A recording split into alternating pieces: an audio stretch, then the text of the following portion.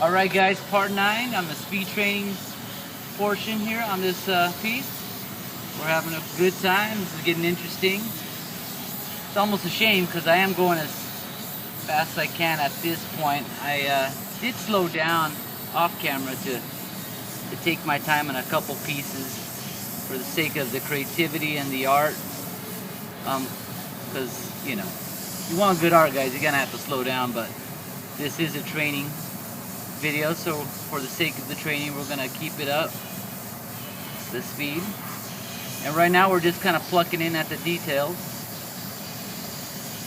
adding in the texture on the skulls and just giving it some body and some shape, make it interesting.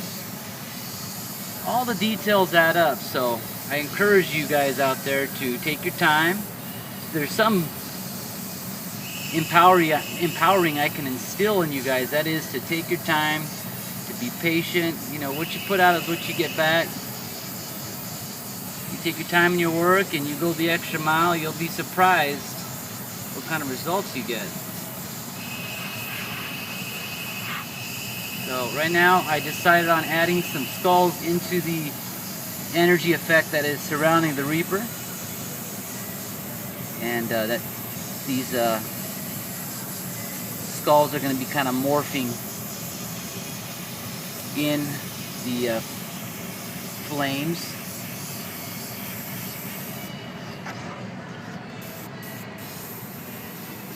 This is all freehand. There's no stencils, no templates. Just all, you know, pretty much on the spot freehand. No sketch at all. And this is pretty much how I paint 99% of the time. You know, there is nothing wrong with the freehand shield or any sort of templates at all. As a matter of fact, I use a freehand template every now and then. It's a nice tool to give that extra piece of work, that edge it needs. Especially if you're doing real technical work. But if you're doing any sort of commercial, corporate imagery that requires stencils, there's nothing wrong with that. A lot of artists think that stencils are the boogeyman, and that's not the truth. Stencils can be a great tool for the artist. The problem is if you rely on them too much, then that's when it can be a problem. It can hinder your growth as an airbrush artist. So that is the difference. You know, if you want to become a stencil airbrush artist, then use stencils every day, all day. If you want to become an on-the-spot freehand artist that can get down and dirty right on the spot, then practice freehand all day long. Just on the spot, give yourself something to paint. Think of, you know, anything and just try to knock it out right there, then and there, without using any references, no Google. Just try to do it. And you'll be surprised how much you'll grow artistically and how much your control grows, the whole 9 yards.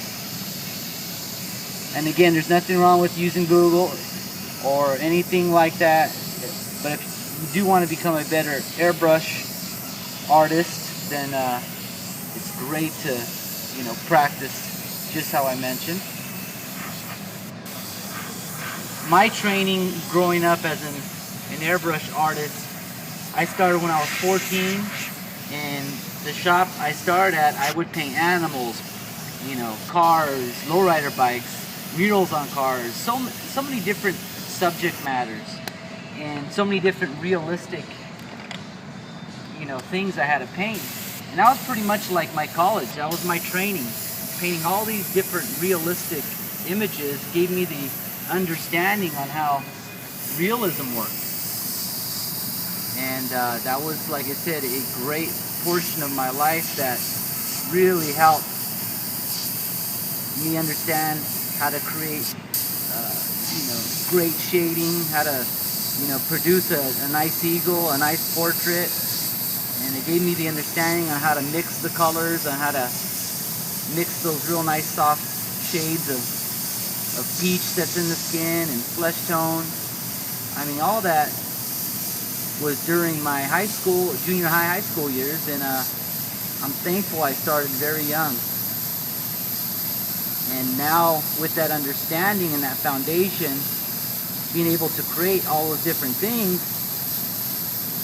then I'm at the point in my life where I can create my own images and create my own realistic creatures and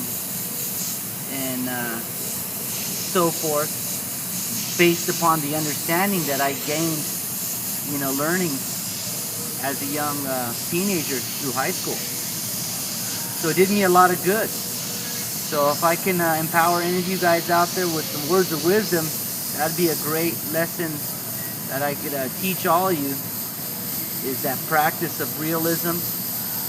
And that had to do with a lot of copying, you know, copying a lot of pictures and trying to recreate that exact image. And at the same time, though, it had to do a lot with, I would also, you know, do a lot of sketching and a lot of drawing, and that also helped me grow stronger creatively and become a better artist. So it's a combination of a lot of things. So we're just trying to keep up a steady, quick pace to get our speed, to get back, become a faster airbrush artist. Time is money, so faster speed means more money. And again, the way, if you were just watching this video for the first time, what we're doing here is we're trying to go as fast as we can without getting too sloppy. And that's the point we want to practice at. Right where we become, right where we have control, and at the point where we start to lose control but still have it, that's where you want to practice at, that exact speed. Now if you start to lose control, then you want to kind of slow down a little bit. But practice like this for a good hour, 2 hours a day, you'll be surprised the next day, in the week, you're gonna notice your speed gets so much more faster, so much more accurate. And it becomes much more accurate because you're practicing accurately. You're not practicing sloppy.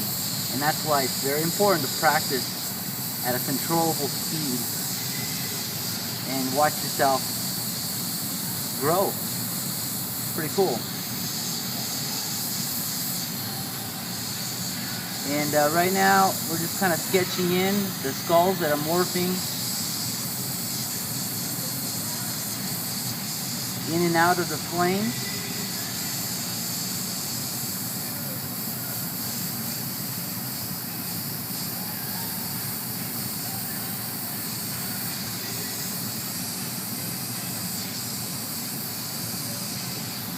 Very loose technique I'm using here.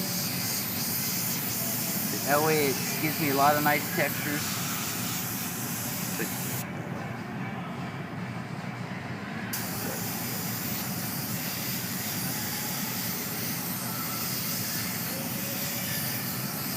I went ahead and reversed my cap so you guys can get a good shot of me.